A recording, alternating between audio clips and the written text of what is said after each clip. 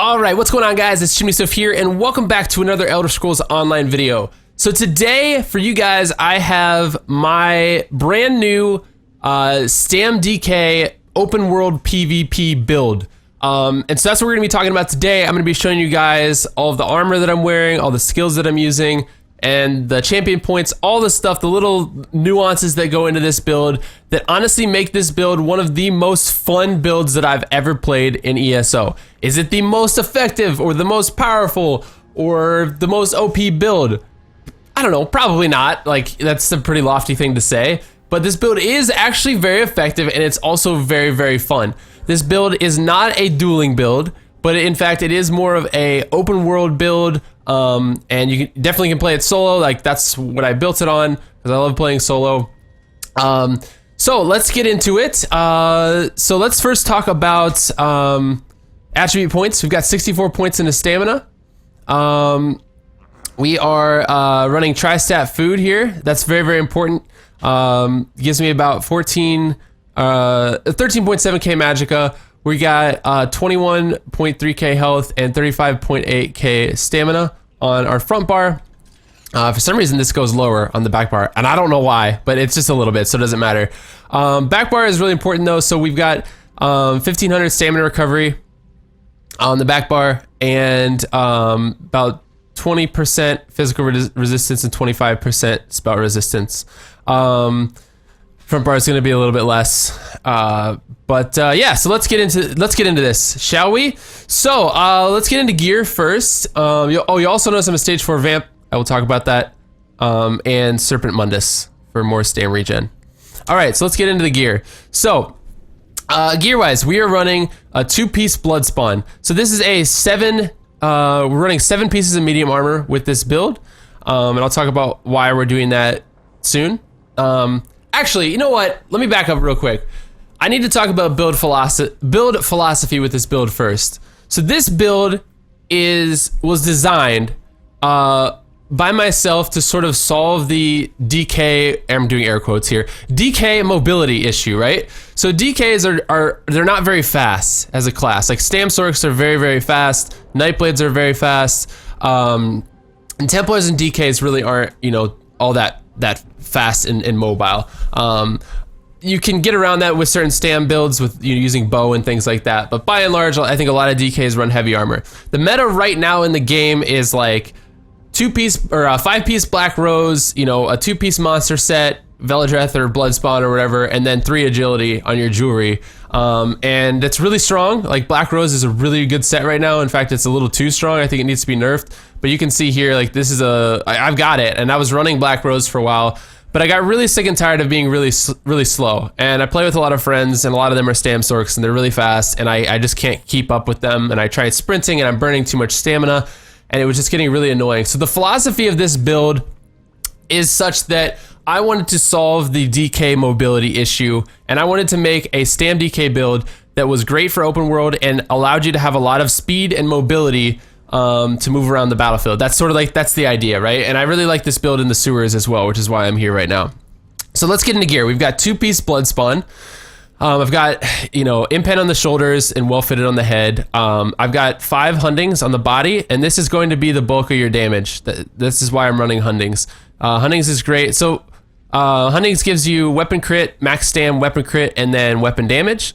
Blood spawn, of course, is 1-piece stam recovery, and the 2-piece is a 6% chance when hit to gain 6.4k physical and spell resist for 6 seconds, and it restores 15 ultimate. So blood spawn is like a DK's best friend, because with the Earthen Heart passive Battle Roar, every time you use an ultimate, you get 70% of that ultimate's cost back in health, magicka, and stamina. So a lot of your regen actually comes from dropping ultimates. So a set like blood spawn is really good. It helps you get your ultimates up quicker, and it just makes you tankier. You could run for this build, you could run like a Veladreth here, 2-piece Veladreth, or you could do like 1 blood spawn, 1 Kina, or 1 blood spawn, 1 Veladreth, or you could do an Engine Guardian. I mean, there's definitely different options that you can do depending on what you have. But what you are going to want to do with this build is 4 pieces of impen and 3 well fitted. Doesn't matter where they are, you just need to put them on there. So like for me, I've got well fitted on the boots, well fitted on the belt, and well fitted on the head. And then I've got impen on all the rest. And then the jewelry that we're using is 3-piece Dark Stride. So I've got legendary Dark Stride jewelry here, and they're all enchanted with weapon damage. And on our back bar, we have 2 Dark Stride axes. One is defending, one is decisive. So that's not well, it is intentional. Honestly, you'd probably be better doing like 2 defending. Not gonna lie, 2 defending on your back bar would probably be best.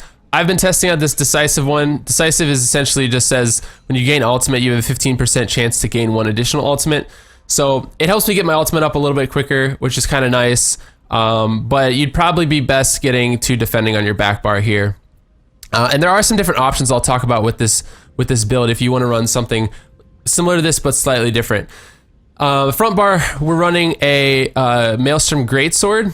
I currently have, I just got this Nirnhone one yesterday. Prior to that, I was using the defending one. Defending is pretty cool because it allows you to mitigate more damage while you're attacking, but you don't get the benefit of having a sharpened weapon. Now, if you don't have a Maelstrom weapon, and if you don't even have a Maelstrom sharpened weapon, I definitely would recommend to just craft it doesn't even matter. It could be a greatsword, it could be a maul, it could be a battle axe, but this is a 2-handed build, so you know, you can pick whichever one you like the best, but I would craft one that's sharpened and then just upgrade it to gold or legendary.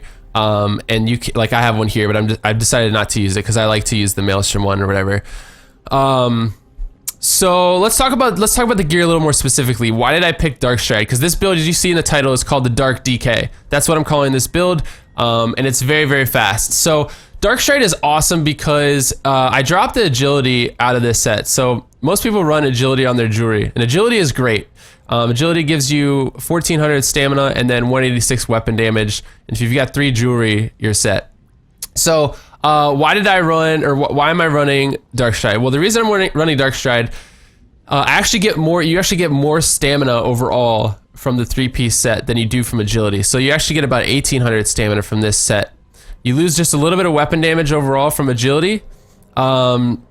But the nice bonus about this is that with the 5-piece, you get stamina recovery, and then, or the 4-piece is stamina recovery, and the 5-piece, it reduces the cost of sprinting and crouching by 50%. Because we're sprinting a lot in this build, it is really nice to cut down on your stamina use while sprinting. It's really, really nice. I'll tell you why. The reason for that is a lot of times what I found while playing before I used this build was that I would be sprinting to get to a location, and suddenly around a corner or just randomly, you know, you have this encounter with an enemy or a group of enemies. Well, if you're already low on stamina by the time you go into that fight, you're gonna die really, really fast. So what Dark Stride allows me to do is it allows me to move around and save my stamina by 50%, such that when I do engage a target or a group of enemies or whatever, I have more stamina to battle them with than running in there with less. So that's why Dark Stride I feel like is really cool, and that's why I really like this set. I don't do a lot of crouching, but it also reduces your crouching cost by 50%. We'll talk about that in a little bit. So that's the gear. So 2 Dark Stride on the back bar, 3 jewelry, we've got 5 huntings on the body, all medium, and 2 blood spawn. You can switch this out for whatever you like, pretty much, but I like blood spawn a lot. All right, so let's talk about skills. So on the front bar, we have Crit Rush. This is our gap closer. Then we have Dizzying Swing. This is your just bread and butter DPS. It's gonna do most of the damage for you. And you know what? Let me buff up. I'm gonna show you guys what my weapon damage looks like when I do buff up. Because I didn't show that off. So we're at 3.8k weapon damage. If I have a continuous attack going, I'll have like 4.1k. The reason that's higher than what you get with a sharpened weapon is because I have a Nirnhone weapon. But if I had sharpened, I would definitely run that. So we've got Crit Rush here. We've got Dizzying Swing for DPS. Reverse Slice. You could use either Execution or Reverse Slice. I happen to like Reverse Slice just because if I'm killing PvE stuff in the sewers or whatever, the splash damage is really nice in taking out like enemies around me. It's also good if you're fighting inside of a Zerg, but I usually die pretty quick in there. Then we're running Noxious Breath. Now, the reason we're running Noxious Breath and not Venomous Claw is because I don't have a sharpened weapon. So Noxious, when applied to the target, afflicts them with Major Fracture, so it reduces their physical resistance by 5,280, and so that allows me to hit through a chunk of their armor a bit better. If you have a sharpened weapon, I would say probably just use Venomous Claw. because this is a really, really cheap and strong damage over time ability. And then over here we have Rally, and then our ultimate is Dawnbreaker of Smiting. Now, you could also use Take Flight, and I did test this out earlier in the week, because this build has been sort of like a... I've spent like about a week on this build, just fine-tuning some things and really tweaking it such that it feels right. And I was testing out Take Flight earlier in the week. It's a lot of fun. I think this ultimate needs to get buffed a little bit. I think it needs to be undodgeable. Right now, Dawnbreaker is undodgeable. As long as the enemy is in front of you, you'll hit them no matter what. So Take Flight, people can dodge it, but it's a really fun ulti, and you can use it if you want. Just know that by unslotting Dawnbreaker, you're going to lose 3% weapon damage due to the Fighter's Guild passive here. Increases weapon damage by 3% for each Fighter's Guild ability slotted.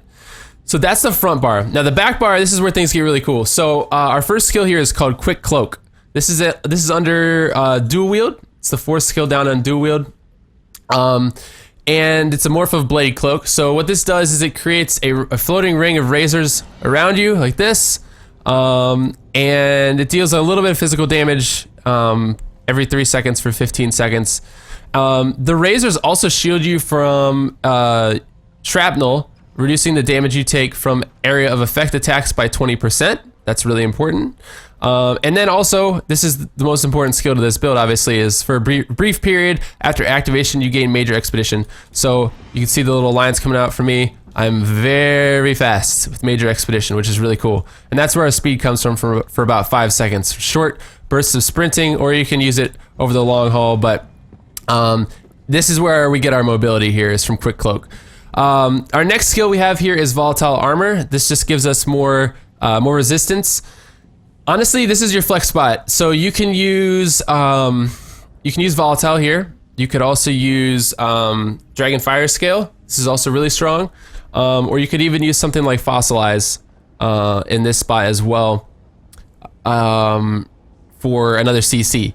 So I really like Volatile though, just because we are in all medium armor, so giving ourselves increased resistance is going to allow us to survive a bit longer. The next skill here is called Shuffle. It comes from the medium armor tree, and this gets rid of dots that are on us, or not dots, I'm sorry, it gets rid of snares that are on us such that we can run faster, and also increases your dodge chance by 20% for 23 seconds. So allows you to turns you into a little mist cloud like this, and then you end up dodging 20%, or you have a 20% dodge chance on every attack for the opponent to miss their attack on you. So that's really helpful in surviving in outnumbered situations and stuff like that, even in 1v1s. Then we have Igneous Shield, which is DK ability from Earthen Heart. Every time you use it, it gives you 5% stamina back with the Helping Hands passive. And also gives you a damage shield, and gives you Major Mending, which is why we use Vigor. So Vigor is the last one here. It's our main heal. When we heal up, we go Igneous and then Vigor, and we get Major Mending with that. Ultimate is Corrosive Armor, and this is really, really strong. That comes from here as well. If you guys don't know what it does, I'll let you read the tooltip here. But the really nice thing about Corrosive is if you want to use it offensively, while active, your attacks ignore 100% of an enemy's physical resistance. So because I don't have a sharpened weapon, and I actually have a Nirnhone one, I hit really, really hard when I have Corrosive up, and that's really, really fun. So those are the skills. Let's talk about champion points real quick, and then we'll get into sort of like the more details with this build. So right now, keep in mind, I am at 522 CP. I'm 9 away from the cap, so I'm getting really, really close. That's what I get for taking some breaks from the game and stuff a while back, but I'm getting really close. So let's take a look at the tower tree. I've got 34 points into Warlord. I've got 100 into Mooncalf and 20 into Arcanist. And the reason I put most of my points in here was to get this Wind Running passive up here. So this increases your movement speed by 2%, and this applies to all types of movement.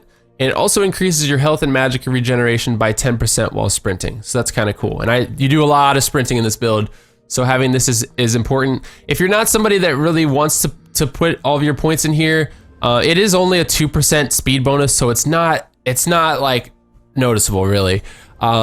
But you can definitely get away with putting putting a bulk of your points into Warlord and just reducing your cost. It's because I have all these points in here, it's not super needed, but I did try and maximize my speed basically.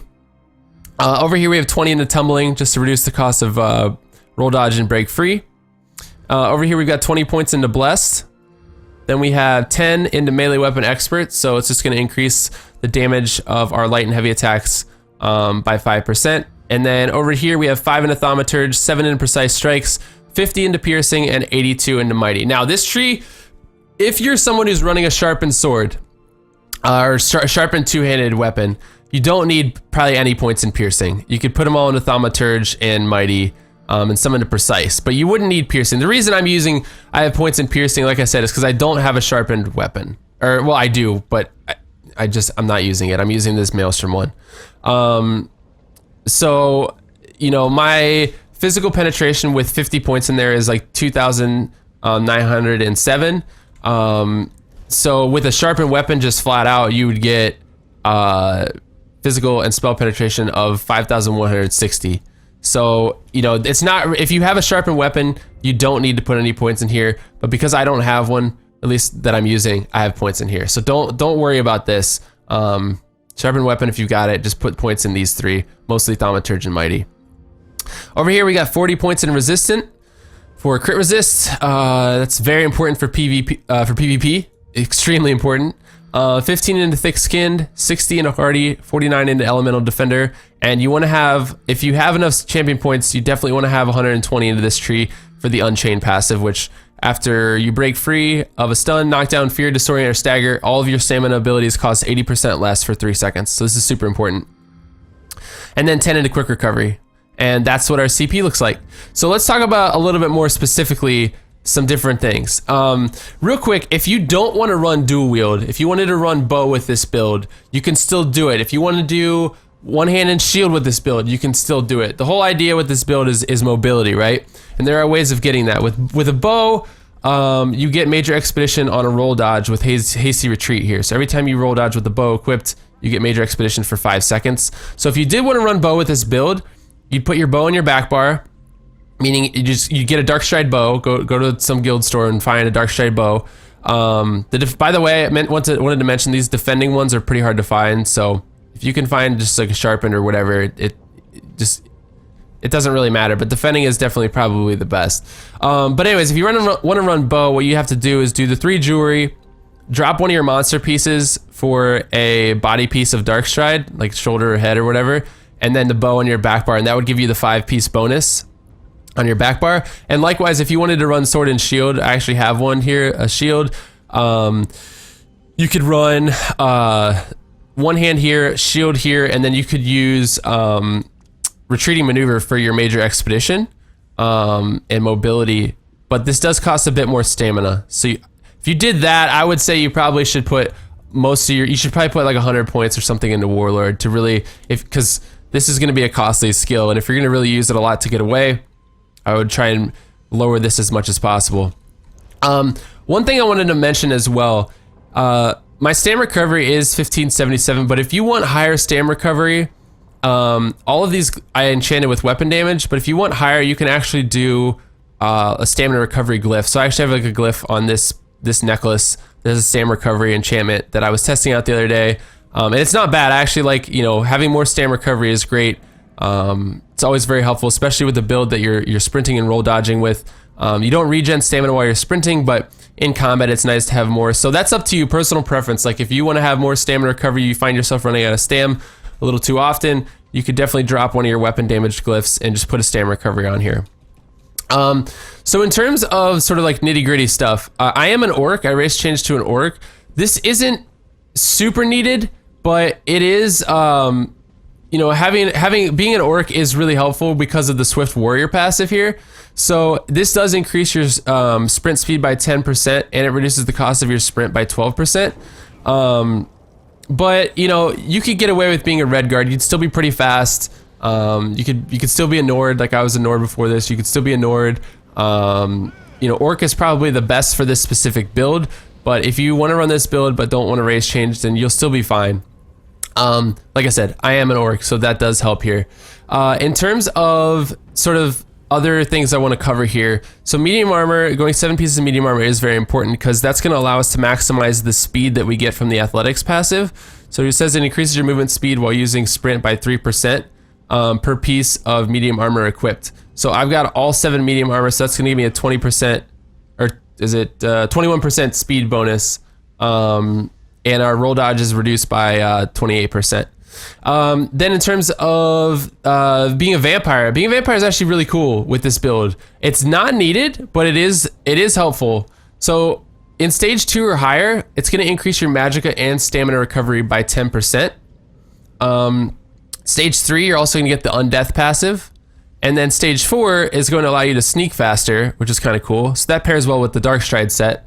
But really important here is the supernatural recovery. Like I said, it's not all that needed, but I do like being a vampire for this build. Now, beware, because as a vampire, you do take 20% more damage from Fighter's Guild abilities. And almost everybody right now in PvP is running Dawnbreaker as their ultimate. So you're going to take 20% more damage from those people that are using that. However, the really nice thing about Quick Cloak, if you remember from earlier, I had said that it reduces the AoE damage you take by 20%. So if this is up and I'm buff with this, while I get hit with the Dawnbreaker, I'm not getting hit with the extra 20% damage that I would have taken as a vampire if I didn't have this buff up. So that's kind of a nice little trick with this build by using Quick Cloak that you only get from doing dual wield here. I'm trying to think, you know, obviously with every build you want like all your class passives for DK. You want all your weapon passes for two-hander. You want all the ones for dual wield. And the reason I didn't like specifically pick axes here, but having axes on the back bar is kind of nice, because if I ever do attack on this bar, the twin blade and blunt passive is kind of nice here, saying each axe gives your melee attacks an 8% chance to bleed enemies for 9. If I buff up, it's gonna be more. Let's see here. Okay, on the back bar, it'd be 10.8k physical damage over 6 seconds. So that'd be, because I've got 2 axes, it'd actually be a 16% chance. I don't attack a lot back here at all. I do have a weapon damage glyph on this one that I can proc sometimes, but if I'm in like a longer fight, but it's just a nice bonus. It's not needed really. You could use swords, daggers, maces, axes. It doesn't really matter back here. But like I said, the axes are nice in case I want to try and bleed somebody. I'm trying to think of what else. I think there were some other things I wanted to talk about. Armor, Alliance War. I don't think that there was anything else that I needed to mention specifically. What I am going to do though for you guys is I'm not all that great at 1vx right now. I'm sort of just starting to get back into PvP. I really like this build in sewers though. It's really, really fun to run around through these hallways and fly through these hallways with some speed. The really nice thing, like I said about this build, is that you're conserving a lot of stamina while you're sprinting, and you're able to cover a lot of distance while you're sprinting, and you're not using quite as much stamina. Like, I use more stamina just casting Quick Cloak than I do actually sprinting, which is pretty crazy. And then with Helping Hands, if you need stamina back, you can use Igneous, and you get 5% stamina back every single time you cast that ability. What else did I want to talk about? There was something else I wanted to say. Shoot, I always forget stuff in these stinking build videos. Oh yes, Legerdemain. So I have 4 out of 4 points in Legerdemain for reducing the stamina cost of sneaking by 40%. I don't do a lot of sneaking, but just for show, if you're somebody that likes to sneak around in PvP, this is how awesome Dark Stride is. So it reduces the cost of sprinting or crouching by 40%. We've got 4 out of 4 in here, which is another 40%, so that's 90%. And then I think with medium armor, you reduce the cost by even more. Yeah, it reduces the cost of sneaking by 7% per piece of medium armor, so my current bonus is 49. So I'm like, I've reduced the cost of sneaking by like, I don't know, dude. Like, look at my stam bar right now. I'm sneaking. I'm literally losing like barely any stamina. Because I'm a vampire, stage 4, I can sneak faster. So if you're somebody that likes to sneak, I don't really like to sneak, but this is just sort of an added bonus to this build a little bit. Whereas look, if I switch to this bar, you'll notice that I'm losing quite a bit more stamina. It's not a lot, but it's still a bit more. The Legerdemain passives are really, really nice for this sort of thing. So guys, if you have any questions, please be sure to hit me up on Twitter about this build. If you've got any questions, you can leave me comments down below. What I am also going to be doing is I'm going to be uploading some video in the next week or so of me using this build in sort of small scale PvP. And if I can get any good solo clips, I'll do that as well. But I got a bunch of really awesome clips the other day while playing with my friends, and you guys can see this build in action in open world PvP, which is really cool. So guys, thank you so much for watching. I hope that you've enjoyed this video. If you did, please be sure to hit that like button down below. Like I said, this is one of the most fun, builds that I've created and played with. Is it the most effective or the most powerful? No, but it does hit really hard, which is really, really fun. So I don't know if I covered this at all, but like the way you want to play this build is you have to be very strategic and tactical. You want to get in, you want to burst the target down and get out and use your speed to your advantage. The whole idea with this build, if I haven't covered it yet, is like you want to kite your opponents and make them chase you, because by them chasing you, they're going to be lower on stamina than you are. And that's going to give you a really, really big advantage when you're in the middle of a fight, by conserving your stamina and using your mobility by using less. It's going to allow you to engage in a fight with higher stamina than if you don't have this set. So, was there somebody down there? I thought I just saw a nameplate.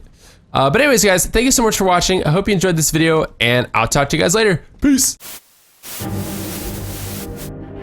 All right, let's see here. Oh, you won the thing. Here's a trophy. Hey, magma cube. Cool. Put that sucker right there. All right, 3 more cubes here. Wait up. Oh! Stop it!